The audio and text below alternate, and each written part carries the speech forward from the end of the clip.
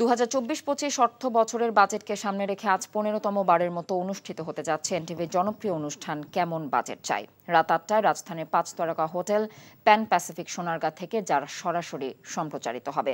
Budget নিয়ে বিভিন্ন শ্রেণী পেশার মানুষের প্রত্যাশাগুলোকে সরকারের নীতি নির্ধারকদের কাছে পৌঁছে দিতেই এই উদ্যোগ।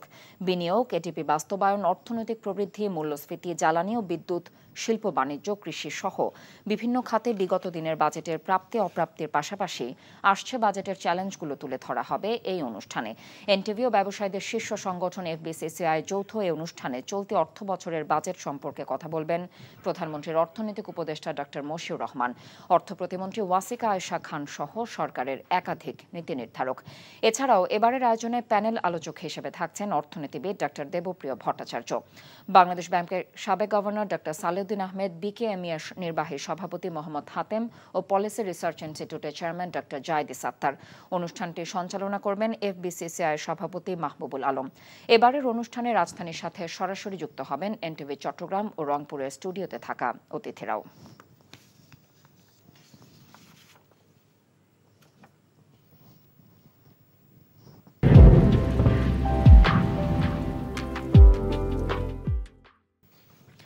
বুধবার থেকে 48 ঘন্টার হিট অ্যালার্ট জারি করেছে আবহাওয়া অধিদপ্তর।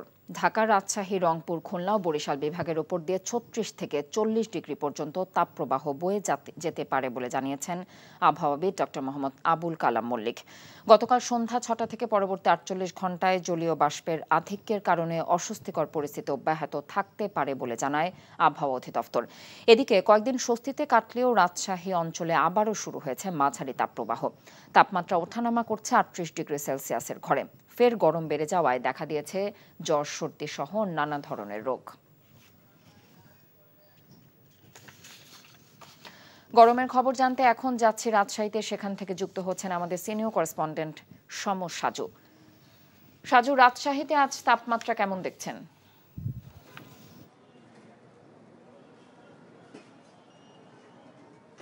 হ্যাঁ, রাজশাহীতে গত 2 দিন থেকে আবারও তাপমাত্রা বেড়ে যাচ্ছে। আমরা দেখতে পাচ্ছি গতকাল স্থানীয় আবহাওয়া অফিস সর্বোচ্চ তাপমাত্রা রেকর্ড করেছে 38 ডিগ্রি সেলসিয়াস। আমি কিছুক্ষণ আগে স্থানীয় আবহাওয়া অফিসের সঙ্গে কথা বলেছি, তারা বলেছেন আজকে সকালে এরই মধ্যে তাপমাত্রা 32 ডিগ্রি সেলসিয়াস অতিক্রম করেছে। তারা বলছে আরও কয়েকদিন এ ধরনের তাপমাত্রা বিরাজ করবে। আপনি জানেন যে গত এপ্রিলের মাঝামাঝি থেকে রাজশাহীতে তীব্র দাবদাহ ছিল এবং টানা দাবদাহের কারণে রাজশাহী অঞ্চলের জনজীবন বিপর্যস্ত হয়ে পড়েছিল। সেই অবস্থায় গত 8ই মে স্থানীয়ভাবে 51 মিলিমিটার বৃষ্টিপাত রেকর্ড করা হয়েছে। সেদিনই প্রথম রাজশাহীতে এই অঞ্চলের বৃষ্টিপাত হয়েছে এবং এরপর থেকে আর কোনো বৃষ্টিপাত হয়নি। তো বৃষ্টিপাতের পর রাজশাহীতে তাপমাত্রা কিছুটা কমলেও আবার যেহেতু তাপমাত্রা বাড়ছে, এই যে তাপমাত্রার যে তারতম্য, এ কারণেই আমরা লক্ষ্য করছি এবং ডাক্তারদের সঙ্গে কথা বলে যেটা জেনেছি যে ঘরে ঘরে মানুষের রোগ দেবালি দেখা দিয়েছে। বিশেষ করে সর্দি জ্বরে আক্রান্ত হচ্ছে বিভিন্ন বয়সী ছেলে মানুষ। আর পাশাপাশি আপনাকে একটা তথ্য দিয়ে রাখি, গ্রাম অঞ্চলে কিন্তু এখন বোরো ধানের মৌসুম শুরু হয়েছে, বোরো ধান কাটামাটা শুরু হয়েছে। যারা কৃষি শ্রমজীবী মানুষ, যারা ক্ষেত খামারে কাজ করছে, তারা পড়েছে এই যে গরমের কারণে চরমবিপাকে পড়েছে। তারা কড়া রোদ উপেক্ষা করে তাদের মাঠে গিয়ে ধান কাটতে হচ্ছে, সে ধানগুলো মাথায় করে তাদেরকে আবার কৃষকদের বাড়িতে বাড়িতে নিয়ে যেতে হচ্ছে। এবং এই কারণে আমরা খোঁজ পেয়েছি বিশেষ করে বিভিন্ন উপজেলা প্রান্ত থেকে যে যারা কৃষি শ্রমজীবী মানুষ, তারা এই সব কাজ করতে গিয়ে গরমের কারণে তারা অসুস্থ হয়ে পড়ছে। তবে চিকিৎসকরা পরামর্শ দিয়েছেন এই গরমের সময় তারা পরামর্শ দিয়েছেন তাদেরকে, যারা শ্রমজীবী মানুষ তাদেরকে মাঝে মাঝে ঠান্ডায় গিয়ে তাদের বিশ্রাম নেওয়ার পরামর্শ দিয়েছে ডাক্তাররা। কথা রাজশাহী থেকে জানছিলাম তাপপ্রবাহের খবর।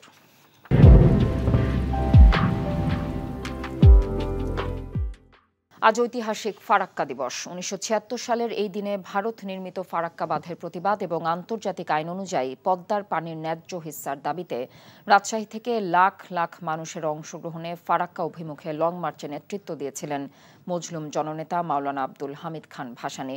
লং মার্চ শেষে চাঁপাইনবাবগঞ্জের কানসাট হাই স্কুল মাঠে সমাবেশে বক্তব্য দেন তিনি। সেই থেকে এই দিনটি ফারাক্কা দিবস হিসেবে পালন করা হয়।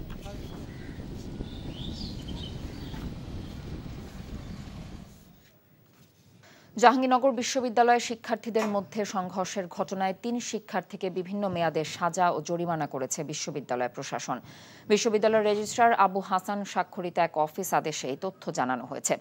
শাস্তিপ্রাপ্তরা হলেন 51 ব্যাচের ম্যানেজমেন্ট স্টাডিজ বিভাগের নাবিলা ইসলাম, ইতিহাস বিভাগের কাজী মহিউদ্দিন মিরাজ এবং ইংরেজি বিভাগ আবিদ হাসান রাফি। এদের মধ্যে নাবিলা ইসলামকে সতর্ক করার পাশাপাশি কাজী মহিউদ্দিন মিরাজ ও মোহাম্মদ আবিদ হাসান রাফিকে 6 মাসের জন্য বহিষ্কারাদেশ দেওয়া হয়েছে। একই সাথে সবাইকে 10,000 টাকা করে জরিমানা করা হয়েছে। গত বছরের 14 জুলাই বিশ্ববিদ্যালয়ের 51 ব্যাচের এক নারী শিক্ষার্থীকে উত্ত্যক্ত করার ঘটনাকে কেন্দ্র করে রবীন্দ্রনাথ ঠাকুর ও শহীদ রফিক জব্বার হলের শিক্ষার্থীদের মধ্যে দফায় দফায় ধাওয়া পাল্টা ধাওয়া ও সংঘর্ষ হয়। আগামী 21শে মে দ্বিতীয় ধাপে উপজেলা পরিষদ নির্বাচনে প্রচার প্রচারণায় ব্যস্ত সময় কাটাচ্ছেন প্রার্থীরা। ভোটারদের দাঁড়ে দাঁড়িয়ে গিয়ে ভোট চাইছেন তারা। ঝালকাঠির নলছিটি উপজেলা পরিষদ নির্বাচনকে ঘিরে মাইকিংয়ে মুখরিত হচ্ছে উপজেলা শহর এবং আশেপাশের গ্রাম। প্রার্থীরা নিজেদের বিজয়ী করতে দিচ্ছেন নানান প্রতিশ্রুতি। নির্বাচিত হলে নলছিটিকে একটি মডেল উপজেলা গড়ে তোলার অঙ্গীকার করছেন প্রার্থীরা। এদিকে ভোট প্রার্থনার পাশাপাশি প্রার্থীরা একে অপরের বিরুদ্ধে নানান অভিযোগ তুলছেন। এদিকে শেরপুরের নকলা ও নালিতাবাড়ি উপজেলা পরিষদ নির্বাচনকে ঘিরে চলছে প্রার্থীদের প্রচারণা। এছাড়া কুমিল্লা সদর দক্ষিণ উপজেলা পরিষদ নির্বাচনে মাঠ সরগরম হয়ে উঠেছে প্রচার প্রচারণা ও মাইকিংয়ে।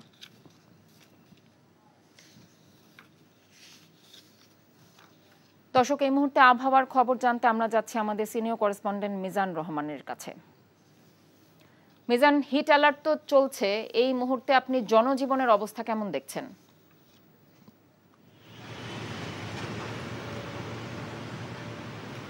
কথা আপনি জানেন যে এই যে এখন মে মাস চলছে ইংরেজিতে এবং বাংলায় এটি জ্যৈষ্ঠ মাসের 2 তারিখ, অর্থাৎ 2রা জ্যৈষ্ঠ।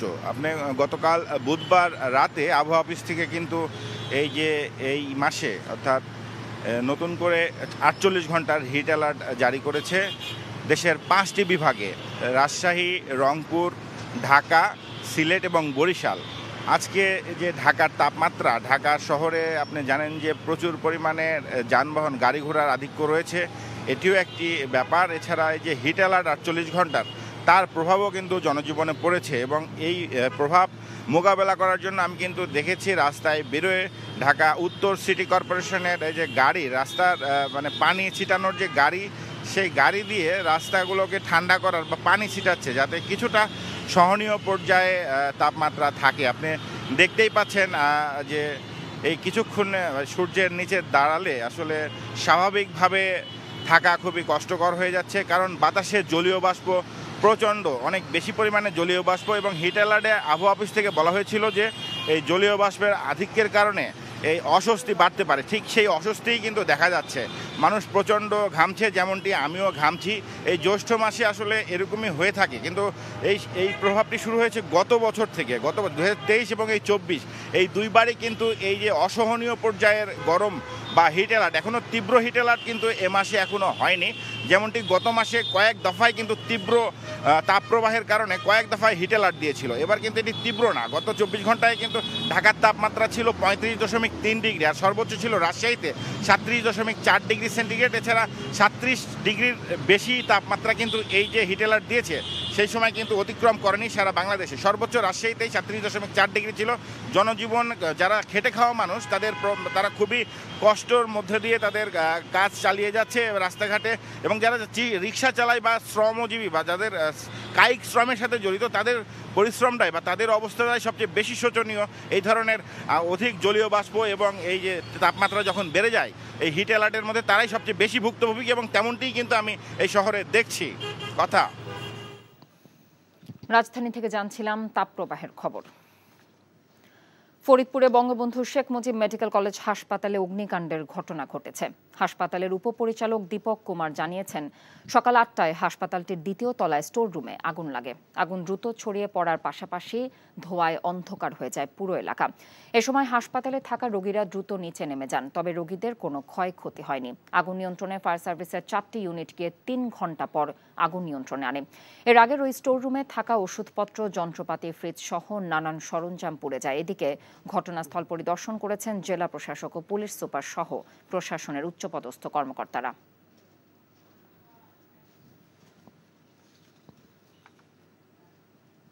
পরীক্ষামূলকভাবে প্রথমবারের মতো পায়রা বন্দরে ভিড়েছে পানামার পতাকাবাহী জেন নামের একটি মাদার ভেসেল। বন্দরের নবনির্মিত জেটিতে 24,000 মেট্রিক টন লাইমস্টোন নিয়ে গতকালে জাহাজটি নোঙর করে। এটি বন্দরের জন্য একটি মাইল ফলক বলে মনে করছে কর্তৃপক্ষ। প্রথমবারের মতো বন্দরের নিজস্ব টার্মিনালের জেটিতে জাহাজ নোঙর করায় অনেকটা উচ্ছ্বসিত বন্দরের কর্মকর্তা এবং কর্মচারীরাও। এর আগে গত 10 মে জাহাজটি দুবাইয়ের ফৌজিয়া বন্দর থেকে 50,500 মেট্রিক টন লাইমস্টোন নিয়ে পায়রার আউটারে এসে পৌঁছয়। পরে 26,500 মেট্রিক টন লাইমস্টোন লাইটার জাহাজের মাধ্যমে খালাস করা হয়। 200 মিটার দৈর্ঘ্যের এই জাহাজটির প্রস্থ 33 মিটার।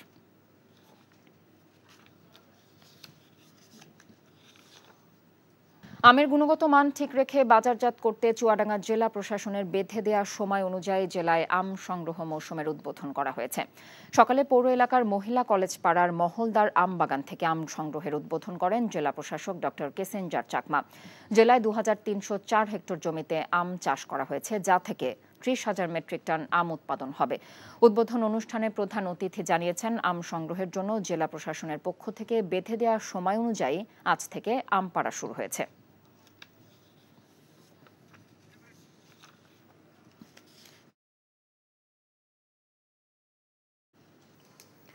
দেশের বেশিরভাগ অঞ্চলের ওপর দিয়ে বয়ে যাচ্ছে মৃদু থেকে মাঝারি তাপপ্রবাহ। এ কারণে বুধবার রাত থেকে 2 দিনব্যাপী হিট অ্যালার্টের সতর্কতা জারি করে আবহাওয়া অধিদপ্তর। জানানো হয়েছে, রাজশাহী, রংপুর, ঢাকা, খুলনা ও বরিশাল বিভাগের ওপর দিয়ে চলমান তাপপ্রবাহ বুধবার সন্ধ্যা 6টা থেকে পরবর্তী 48 ঘন্টা অব্যাহত থাকতে পারে।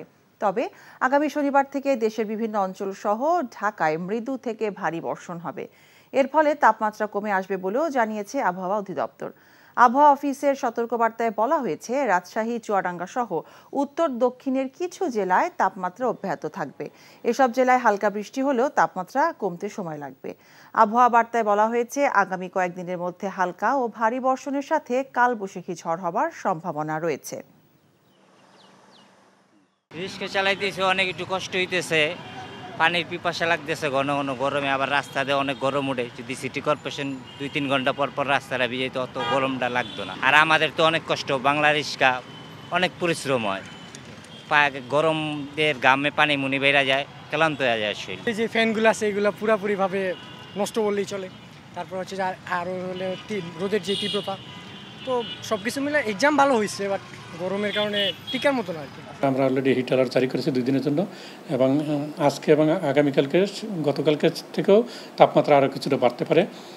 তবে আশার বাণী হলো যে 18 তারিখ থেকে তাপমাত্রা কমতে পারে, অর্থাৎ সারা দেশেই বেশিরভাগ জায়গায় বৃষ্টিপাত শুরু হতে পারে, যার ফলে তাপমাত্রা কমে গিয়ে মানুষের সহনীয় পর্যায়ে ফিরে আসার সম্ভাবনা রয়েছে।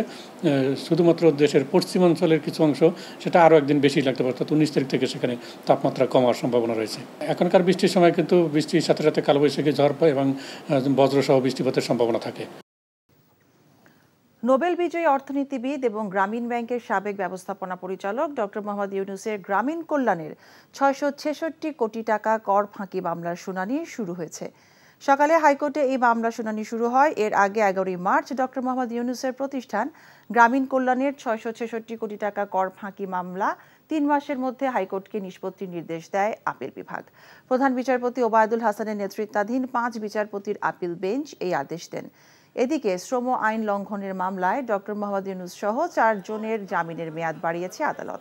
গত 1 জানুয়ারি ঢাকার 3য় শ্রম আদালতের চেয়ারম্যান শেখ মেরিনা সুলতানা এক মামলায় গ্রামীণ টেলিকমের চেয়ারম্যান ডক্টর ইউনূস এবং পরিচালক আশরাফুল হাসান, নূরজাহান বেগম এবং এম শাহজাহানকে 6 মাসের কারাদণ্ড দেন। রায়ের পরই আলাদা জামিন আবেদন করলে 4 জনকেই আপিলের শর্তে জামিন দেয় আদালত। বর্তমানে তারা জামিনে রয়েছেন। যুক্তরাষ্ট্রের দক্ষিণ ও মধ্য এশিয়া বিষয়ক সহকারী পররাষ্ট্রমন্ত্রী ডোনাল্ড লু 3 দিনের সফর শেষে ঢাকা ছেড়েছেন। আজ ভোর 4:45টার দিকে তাকে বহনকারী বিমানটি হযরত শাহজালাল আন্তর্জাতিক বিমানবন্দর ছেড়ে যায়। গত মঙ্গলবার 3 দিনের সফরে ঢাকায় আসেন ডোনাল্ড লু। সফরে নাগরিক সমাজ, সাংবাদিক এবং পরিবেশ কর্মীদের সঙ্গে বৈঠক করেন তিনি। মঙ্গলবার রাতে প্রধানমন্ত্রী বেসরকারি শিল্প ও বিনিয়োগ উপদেষ্টা সালমান এফ রহমানের বাসভবনেও বৈঠক করেন ডোনাল্ড লু। বুধবার পরিবেশ মন্ত্রী সাবের হোসেন চৌধুরী, পররাষ্ট্রমন্ত্রী হাসান মাহমুদ এবং পররাষ্ট্র সচিব মাসুদ বিন মোমেনের সাথেও বৈঠক করেন লু। পরে ব্রিফিংয়ে ডোনাল্ড লু জানান, বাংলাদেশ ও যুক্তরাষ্ট্রের সম্পর্কের ক্ষেত্রে নতুন করে আস্থা তৈরি করতেই তার এই সফর। যুক্তরাষ্ট্র বাংলাদেশের সাথে সম্পর্ক আরও গভীর করতে চায়। যুক্তরাষ্ট্রের দক্ষিণ ও মধ্য এশিয়া বিষয়ক সহকারী পররাষ্ট্রমন্ত্রী ডোনাল্ড লুর এই এমন বক্তব্যে বিএনপি নেতারা খেই হারিয়ে ফেলেছেন বলে জানিয়েছেন পররাষ্ট্রমন্ত্রী ডক্টর হাসান মাহমুদ। সকালে জাতীয় প্রেস ক্লাবে প্রধানমন্ত্রী শেখ হাসিনার স্বদেশ প্রত্যাবর্তন দিবস উপলক্ষে আয়োজিত এক অনুষ্ঠানে এসব কথা বলেন তিনি। তারা সম্পর্ককে আরো গভীর করতে চায়, সম্পর্ককে এগিয়ে নিয়ে যেতে চায়, এবং আমরাও সম্পর্ককে এগিয়ে নিয়ে যেতে চাই। এই জন্য বিএনপি নেতাদের মাথা খারাপ। মূল ঘটনা হচ্ছে বিএনপি এখন খেই হারিয়ে ফেলেছে। এখন আগে দেখতাম দুই একজন নেতা খেই হারিয়ে ফেলে, গয়েশ্বর বাবু খেই হারায়, আর যুগ্ম সাধারণ সম্পাদক রুহুল কবির রিজভী আবুল তাবুল বলে। আপনারা দেশবিরোধী ষড়যন্ত্র করে নির্বাচন থেকে বাইরে থাকার যে পথ অনুসরণ করছেন, এতে বিএনপির জন্যই আকাশটা ছোট হয়ে আসে। আজ ঐতিহাসিক ফারাক্কা দিবস। দিবসটি উপলক্ষে সকালে টাঙ্গাইলের সন্তোষে বাংলাদেশ ন্যাশনাল আওয়ামী পক্ষ থেকে মজলুম জননেতা মৌলানা আব্দুল হামিদ খান ভাসানীর মাজারে পুষ্পস্তবক অর্পণ, দোয়া ও মোনাজাত করা হয়। এ সময় ন্যাব ভাসানী ও খোদাই খেদমতগারের সভাপতি হযরত খান ভাসানী সহ অন্যান্য নেতাকর্মীবৃন্দ উপস্থিত ছিলেন। ফারাক্কা বাঁধের ফলে নদীর নাব্যতা হারানোর আশঙ্কায় পানির ন্যায্য হিস্যার দাবিতে 1976 সালের এই দিনে মজলুম জননেতা মৌলানা আব্দুল হামিদ খান ভাসানীর নেতৃত্বে লং মার্চ অনুষ্ঠিত হয়। সেই থেকে 16ই মে ফারাক্কা দিবস। আবহাওয়া অনুকূলে থাকায় দিনাজপুরে এই বছর ইরি বোরো ধানের বাম্পার ফলন হয়েছে, এতে খুশি কৃষক। তবে বাজারে ন্যায্য দাম পাবেন কিনা তা নিয়ে সংশয় প্রকাশ করেছেন কৃষকেরা। দিনাজপুর প্রতিনিধি ফারুক হোসেনের পাঠানো রিপোর্ট। এবারের আবহাওয়াটা যেন দিনাজপুরের কৃষকদের জন্য আশীর্বাদ। ধানের ভালো ফলনের জন্য পর্যাপ্ত রোদের প্রয়োজন হয়, সেটি ছিল এবার। ছিল না তেমন ঝড় বৃষ্টি। এছাড়া ধানের চারা রোপণের সাথে সাথে সঠিক পরিচর্যায় ফলন হয়েছে ভালো। তবে কৃষকদের ভয় সিন্ডিকেটদের নিয়ে, দামে কারসাজি করে তাদের ন্যায্য দাম পাওয়া থেকে না বঞ্চিত করা হয়। এই সরকারের আমলে তো সব জিনিসের দাম বেশি, কিন্তু কৃষকরা তো লাগা মনে হচ্ছে না। বিঘাতে আমার মনে করেন আপনার 50 থেকে 55 মণ। আকাশের ওয়েদার খুব ভালো ছিল, কিন্তু আমরা যে হিসাবে ধান হয়েছে সেই হিসাবে আমরা ধানের দাম পাচ্ছি না। এই বছর ইরি বোরো ধানের লক্ষ্যমাত্রা অর্জিত হবে বলে জানালেন এই কৃষি কর্মকর্তা। আমাদের মাঠ পর্যায়ের কর্মীরা অত্যন্ত সচেতন ছিল, কৃষকদেরকে পরামর্শ দিয়েছে এবং কৃষকরাও সচেষ্ট ছিল, ফলে কোনো ধরনের ক্ষতি তো হয়নি, বরং আবহাওয়া অনুকূলে থাকায় এবছর ফলন খুবই ভালো হয়েছে। দিনাজপুর জেলায় 1,74,565 হেক্টর জমিতে বোরোর আবাদ হয়েছে। NTV news desk. সাইফুদ্দিনকে একটু বিবেচনা করা যেতে পারতো, বিকজ ওই ওর অলরাউন্ডার অ্যাবিলিটি আমরা একটু কাজে লাগাতে পারতাম। হয়তো ওই জিম সিরিজ ওর ব্যাটিংটা আমরা একটু দেখতে পারতাম, সেই সুযোগটা ছিল, কিন্তু যে একটু আগে ব্যাটিং নেই, কারণ আমাদের আসলে খুব বেশি বোলার নেই যারা ব্যাটিং করতে পারবে, স্পেশালি ব্যাটিং এই ফর্মেট, সাদা বলের ফর্মেটে। তো সেই অপশনটা আমরা অবশ্যই দেখতে পারতাম ডেফিনেটলি, বাট সিলেক্টর যেটা চিন্তা করেছে তাদের হয়তো নিশ্চয়ই কোনো যুক্তি আছে, তাদের কাছে নিশ্চয়ই সেই রিজনটা আছে। দল নিয়ে সবসময় কিছু সমালোচনা থাকে, এবারও রয়েছে। বিশ্বকাপের আগে জিম্বাবুয়ের বিপক্ষে বাংলাদেশের পারফরমেন্স প্রত্যাশা মেটাতে পারেনি। তবে ক্রিকেটারদের মাঠে মনোযোগী হওয়ার পরামর্শ দিয়েছেন সাবেক এই অধিনায়ক। সেই সাথে দর্শকদের কাছে অনুরোধ করেছেন সমালোচনা বাদ দিয়ে দলকে সমর্থন করার জন্য। দল নিয়ে কথা হবেই, যতই বলি যদি পারফরমেন্স খারাপ হয় সেটা নিয়ে কথা হবে, সমালোচনা হবে, খুব স্বাভাবিক। বাট দলের তো দল যখন কোনো টুর্নামেন্ট খেলতে যায় তখন ডেফিনেটলি একটা লক্ষ্য নিয়ে যায়, আমাদের ফোকাসটা সেদিকেই করা উচিত। মাঠে কোন ক্রিকেটটা খেলবো সেটা নিয়ে চিন্তা করা উচিত। ওয়ার্ল্ড কাপের মতো জায়গায় যেখানে আসলে সবার সমর্থনের খুব দরকার, যেই দলটা যাচ্ছে সেই দলটার পাশে সবার দাঁড়ানো খুব দরকার, বিকজ আমাদের প্রতিপক্ষ অন্যরা হওয়া উচিত, আমাদের প্রতিপক্ষ আমরা হওয়া উচিত না। যুক্তরাষ্ট্র ও ক্যারিবীয় দ্বীপপুঞ্জে অনুষ্ঠিত হতে যাওয়া বিশ্বকাপের ডি গ্রুপে রয়েছে বাংলাদেশ, যেখানে তাদের প্রতিপক্ষ দক্ষিণ আফ্রিকা, শ্রীলঙ্কা, নেদারল্যান্ডস ও নেপাল। Mominur Ripon, NTV news, Dhaka. পুলিশের উপর হামলার মামলায় জামিন পাননি নারায়ণগঞ্জ জেলা বিএনপির সভাপতি গিয়াসউদ্দিন। দুপুরে নারায়ণগঞ্জের সিনিয়র জুডিশিয়াল ম্যাজিস্ট্রেট শামসুজ্জামানের আদালতে জামিনের শুনানি হয়। এ সময় বিচারক জামিন নামঞ্জুর করেন। এর আগে বেলা 11:30টায় কঠোর নিরাপত্তায় কেরানীগঞ্জ কারাগার থেকে নারায়ণগঞ্জের আদালতে আনা হয় গিয়াসউদ্দিনকে। দুর্নীতি দমন কমিশনের দায়ের করা মামলায় 12 মে থেকে কারাগারে রয়েছেন তিনি। নওগাঁর মহাদেবপুর উপজেলার সবচেয়ে বড় ধান চাল ব্যবসায়ী ওসমান এগ্রো লিমিটেডের কাছে পাওনা ৩৫ কোটি টাকা ফেরতের দাবিতে মানববন্ধন ও অবস্থান কর্মসূচি করেছেন ভুক্তভোগী ব্যবসায়ী ও কৃষকরা। দুপুরে উপজেলার মডেল স্কুলের মোড়ে মানববন্ধন শেষে প্রতিবাদ সভায় বক্তারা বলেন, ধান চাল ব্যবসায়ী ওসমান এগ্রো লিমিটেডের মালিক ওসমান গনির কাছে প্রায় ২৫০ জন ক্ষুদ্র ব্যবসায়ী ও কৃষক ৩৫ কোটি টাকা পাওনা, কিন্তু তিনি নিজেকে দেউলিয়া দাবি করে টাকা দিচ্ছেন না।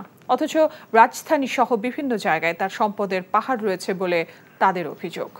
আসসালামু আলাইকুম, মহসানা শাওন আপনাদের সবাইকে আমন্ত্রণ জানাচ্ছি এনটিভি সন্ধ্যার খবরে। ক্রাউন সিমেন্ট শিরোনাম দেখছিলেন, এবার পুরো খবর। ২০২৪-২৫ অর্থ বছরের জন্য ২,৬৫,০০০ কোটি টাকার বার্ষিক উন্নয়ন কর্মসূচি এডিপি অনুমোদন করেছে জাতীয় অর্থনৈতিক পরিষদ এনইসি। আজ অনুষ্ঠিত এনইসি বৈঠকে এই অনুমোদন দেওয়া হয়। নজরানা চৌধুরী রিপোর্ট। এনইসি সভাপতি প্রধানমন্ত্রী শেখ হাসিনার সভাপতিত্বে বৃহস্পতিবার এনইসির বৈঠক অনুষ্ঠিত হয়। বৈঠকে আগামী অর্থবছরের জন্য ২,৬৫,০০০ কোটি টাকার এডিপি অনুমোদন দেওয়া হয়। এর মধ্যে রাজস্ব খাত থেকে ১,৬৫,০০০ কোটি আর বৈদেশিক সহায়তা থেকে ১ লাখ কোটি টাকা ব্যয়ের লক্ষ্য ধরা হয়েছে। এর বাইরে স্বায়ত্তশাসিত প্রতিষ্ঠানের জন্য ১৩,২৮৮ কোটি টাকা অনুমোদন করা হয়েছে। অতি দারিদ্র্যের সংখ্যা ৫০ থেকে নেমে এসে ৫.৬৬ এবং দারিদ্র্যের সংখ্যা নেমে আসছে 18.7। তো এটা তো বিরাট অ্যাচিভমেন্ট, আমাদের জন্য বিরাট সফলতা। আমরা যদি এই সফলতাকে ধরে রাখতে পারি, এটাকে একটু এগিয়ে নিয়ে যেতে পারি, আমার বিশ্বাস বঙ্গবন্ধু সোনার বাংলা আমরা করতে পারবো, এই বিশ্বাস আমাদের রয়েছে। রাজধানীর নতুন মেট্রো রেল প্রকল্প, পদ্মা রেল সেতু সহ গুরুত্বপূর্ণ চলমান বেশ কিছু প্রকল্প বাস্তবায়নের জন্য এডিপিতে সর্বোচ্চ বরাদ্দ দেওয়া হয়েছে পরিবহন ও যোগাযোগ খাতে। দ্বিতীয় সর্বোচ্চ ৪১,০০০ কোটি টাকা বরাদ্দ রাখা হয়েছে বিদ্যুৎ ও জ্বালানি খাতে। তৃতীয় সর্বোচ্চ বরাদ্দ পেয়েছে শিক্ষা খাত ৩১,০০০ কোটি টাকা। ২০২৪-২৫ অর্থ বছরের এডিপি চলতি অর্থ বছরের এডিপি থেকে ২,০০০ কোটি টাকা বেশি। সব মিলে আমাদের বাড়ছে ২,০০০ কোটি টাকা। এবারের বাজেটের যে লক্ষ্য সেটা হচ্ছে আমাদের যে মূল্যস্ফীতি সেটাকে সহনীয় পর্যায়ে নিয়ে আসার জন্য রাজস্ব নীতি এবং আমাদের মুদ্রানীতি এই দুটার মধ্যে সমন্বয় সাধন। আপনারা আমাদের এডিপি সাইজ দেখলে এবার বুঝতে পারবেন যে আমরা হঠাৎ করে প্রতি বছর আমরা ২০,০০০, ২১,০০০ কোটি টাকা করে বাড়িয়েছি, এবার কিন্তু তা করিনি। আগামী অর্থ বছরের জন্য এডিপির আওতায় নেওয়া মোট প্রকল্পের সংখ্যা ১,৩২১টি। নজরানা চৌধুরী, এনটিভি নিউজ, ঢাকা। বাংলাদেশের ক্ষেত্রে মার্কিন যুক্তরাষ্ট্র অবস্থান বদলায়নি। বিএনপি মহাসচিব মির্জা ফখরুল ইসলাম আলমগীরের এমন মন্তব্য করার সমালোচনা করেছেন আওয়ামী লীগের সাধারণ সম্পাদক ওবায়দুল কাদের। তিনি বলেন, মার্কিন সহকারী পররাষ্ট্রমন্ত্রী ডোনাল্ড লুর বক্তব্য পরিষ্কার। তিনি যে কথা বলেছেন এরপর মির্জা ফখরুলের বক্তব্যের কোনো মূল্য নেই বলেও তিনি মনে করেন। প্রধানমন্ত্রী শেখ হাসিনার স্বদেশ প্রত্যাবর্তন দিবস উপলক্ষে বৃহস্পতিবার দুপুরে রাজধানীর তেজগাঁওয়ে একটি এতিমখানায় সুবিধা বঞ্চিতদের মাঝে খাবার বিতরণ অনুষ্ঠানে এসব কথা বলেন তিনি। প্রধানমন্ত্রী শেখ হাসিনাই বাংলাদেশের ভাগ্য পরিবর্তন করেছেন মন্তব্য করে ওবায়দুল কাদের বলেন, এর আগে যারা ক্ষমতায় ছিল তারা নিজেদের ভাগ্য আর পকেটের উন্নয়ন করেছে, আর শেখ হাসিনার সততা সারা বিশ্বে আজ প্রশংসনীয় বলেও এ সময় উল্লেখ করেন আওয়ামী লীগ সাধারণ সম্পাদক।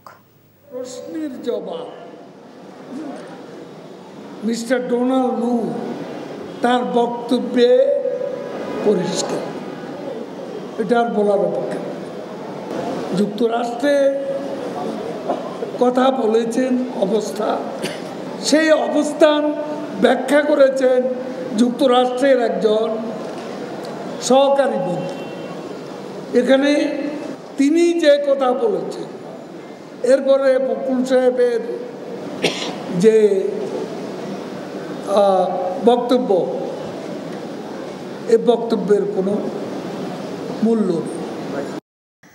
প্রভুদের স্বার্থ রক্ষায় সরকার জনগণের ওপর নির্যাতন নিপীড়ন চালাচ্ছে বলে অভিযোগ করেছেন বিএনপি মহাসচিব মির্জা ফখরুল ইসলাম আলমগীর।